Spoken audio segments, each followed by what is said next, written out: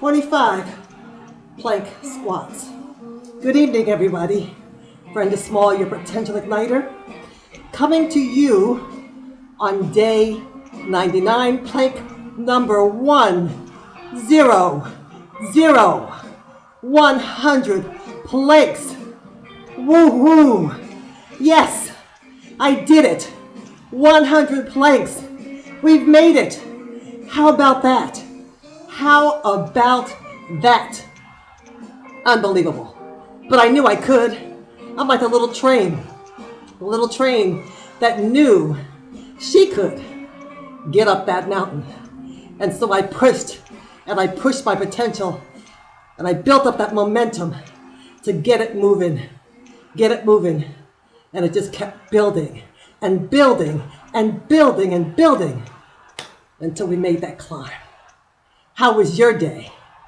How did you make your climb today? What have you committed to in the last 100 days? What have you committed to in the last 100 days that you can now make claim to, that you've achieved, that you've accomplished, that you've overcome? Because, we're all faced with overcoming odds in life. Odds not to be a statistic of failure and defeat. Odds to escape lifelong dependency of welfare and food stamps. Odds of being a high school dropout due to teen pregnancy. Odds to retreat in the face of adversity because the dean of the undergrad school told you you would not make it going to school full-time evenings. Odds to bounce back after divorce, not one, but two. Odds to break employment glass ceilings and push past work discrimination. Odds to find purpose in life after parental separation when you were 14 and the loss of your dad when you were 18. We're all faced with overcoming odds in life. But while these circumstances were your reality, they're not your destiny. Look where you are today. We are empowering you to action from the inside out because those circumstances that you currently face are your reality, yes, but they're not your destiny. Your destiny is a meeting with success, with great success, with greatness. That's your destiny. Your destiny is anything that you choose it to be. But it's not failure and it's not defeat.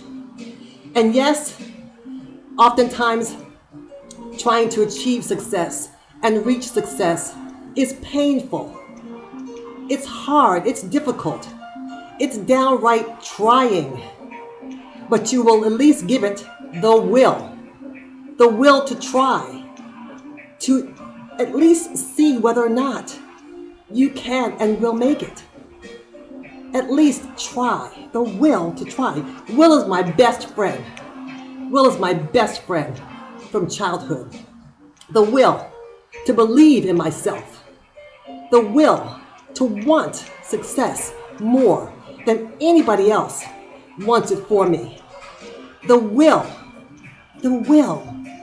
to at least push past the pains of life, to deliver on the possibilities, to push past the pains of life, and there have been many, to deliver on the possibilities, the unlimited possibilities, to believe that I can turn the pain points of life into power points of life, to turn the pain points of life into power points of life. You know, our goal with these plank talk sessions has been to awaken your powerful personal potential, to get you to act, to take action, to make decisions that are important in your life, to then act on those decisions, to take the steps to achieve those decisions, to then execute, to put into motion those things that are the most important, that matter the most, to get you where you want to go. That's the whole point, is to not stay still, to not accept or settle for less in life than you really are capable of accomplishing. To not settle for less, as Bo Bennett says, because we're all destined and we all have greatness within us. We just need to stir it up, and so I'm here to fuel you, to fire you up, and to fast forward you on a journey to success. To claim your vision, your value, and your voice. Your vision, your value, and your voice. That's what your potential holds for you. Your vision, your value, and your voice. I mean, who would have thought that a poor little girl, a pregnant teen, and a broke young adult would amount to anything in life and have a bright future? Who would have thought that an 8 to 11-year-old girl walking to elementary school with holes in the bottom of her shoe soles would be anything more in life? The eldest of 10 children, 10 children, babies coming year after year in a 3-bedroom, 1-bath home. And that's when we were with mom and dad. And when mom and dad separated when I was 14 years old, then we lived off of welfare and food stamps, government subsidies, hand-me-down clothes. That was the reality. Those were the circumstances. But mom persevered, so we persevered. We embraced education as a way out of the poorness. Although we were rich in talent and rich in gifts and rich in our mindset that we could become more in life. We could be more, have more, give more, and want more. You can have more than you got by becoming more than you are, says motivational speaker Jim Rohn. I didn't know who Jim Rohn was then, but I embraced. You can have more than you got by becoming more than you are. And so I carried that with me throughout my journey. Who would imagine to be able to move from a little girl with those circumstances to become a policy specialist at the Pentagon of the United States of America, as a GS-13, to be fast forwarded, to be started into a career in human resources. And then one day to say, you know, I've got a lot more going on. I've got a lot more to give, more people to touch and reach. And so I quit. And I quit my job as a GS-13 specialist at the Pentagon of the United States of America, where some of the most powerful intellectual people, both military and civilian, spend time every day making decisions and planning for the use of our armed forces for the security of our country, the Pentagon. And I quit. I quit because I was stuck for 5 years in fear of wanting to pursue my own dreams and how to do that. 5 years it took me to say I quit and to step out on big faith into my real estate career. And to this day, I've never looked back. I've forged forward, even though the journey was not and has not been an easy one. But I've moved from local leader, from state leader, to being a part of a national leadership team. I am so proud of my accomplishments because I pushed to overcome the adversities in my life so that I can claim some triumphs. And so one of those claims has certainly been my vision for more. I saw me more in life. And I saw me giving to others to help them become more in life. And I still do that. And then there's my value. What's your value? What is your value? And I'm not talking about a dollar figure. What value do you have? What are you holding inside of you that needs to be released, unleashed? What's in your hand? You know, price is what you pay. Value is what you get. Quotes Warren Buffett, one of the richest Americans in the world. Warren Buffett. I think everybody knows that name. And he says, price is what you pay, but value is what you get. And so what do you have to give? What do you have to give? Serena Williams isn't just holding a tennis racket in her hand. Serena Williams is holding authorship of books. She's holding speech engagements. She's holding a clothesline, clothing. She's holding all kinds of things branded with Serena Williams' name on it. That's what she's holding inside of that tennis racket. Yes, she's holding world championships. She can claim that. But her value extends far beyond the monetary incentives that she has achieved and received. Value. Claim your vision. Claim your value. And then thirdly, claim your voice. Never underestimate the power of your voice. I did for a long time.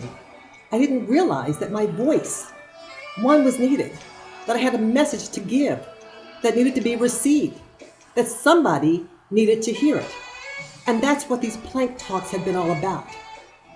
Sharing the message of hope, the message that you can be a success, that you already are a success story. You just have to stir up the success and the greatness inside of you.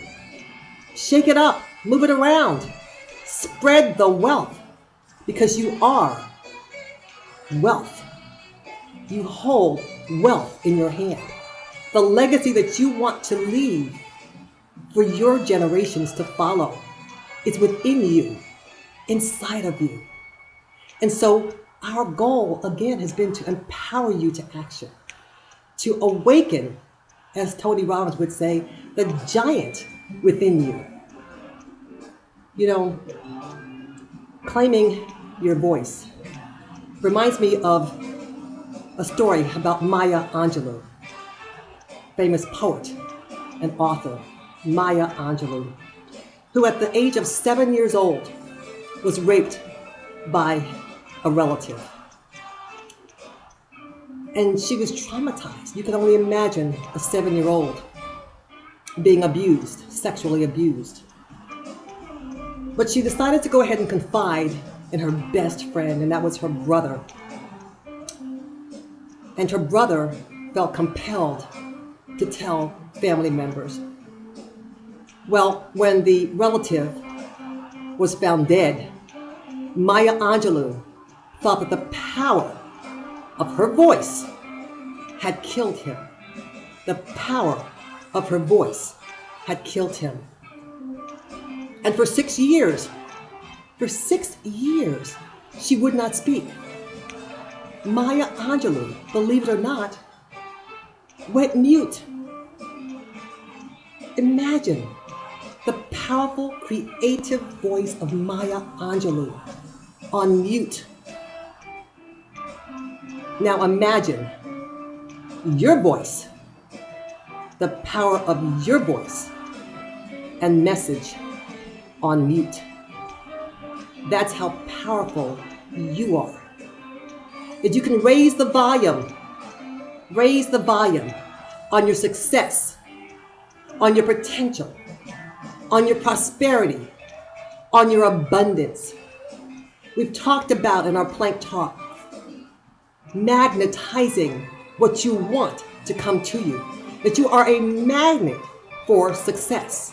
A magnet for success. So elevate your voice.